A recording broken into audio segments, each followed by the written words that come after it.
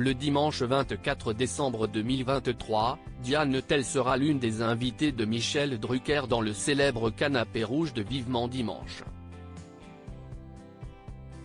L'occasion de revenir sur la vie de la chanteuse qui vit désormais en Suisse, elle qui a fait le choix de ne pas avoir d'enfant. Elle a fait les grandes heures de la chanson française. Le dimanche 24 décembre 2023, Michel Drucker recevra dans son émission Vivement Dimanche Diane Tell, aux côtés de nombreuses stars de comédie musicale. La chanteuse, découverte dans les années 1980 avec son titre Si j'étais un homme, n'a pas fait d'apparition dans les médias depuis de nombreuses années maintenant. Elle vit désormais dans un petit village de 250 habitants en Suisse dans la commune d'Ey. Un choix qu'elle avait expliqué dans les colonnes de Gala en mai 2021, il y a 5 ans, quand j'ai décidé de quitter Biarritz après y avoir vécu 28 ans, j'aurais pu aller un peu n'importe où, au Canada, aux États-Unis, rester en France. Ou réaliser mon rêve d'enfant.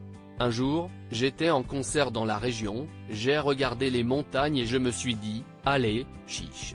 J'avoue que les gros changements, comme je viens de faire, c'est quand même toute une histoire.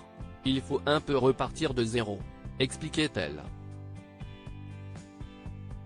Un choix logique pour la chanteuse, qui a toujours voué une passion pour le ski, mais également pour le jazz, musique très représentée dans le pays.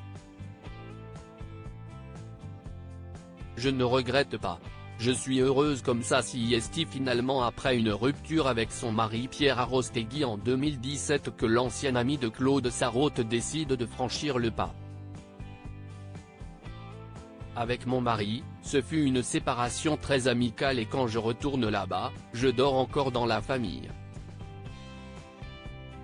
Avant cela, Diane Tell avait vécu une belle histoire d'amour avec Jérôme Savary.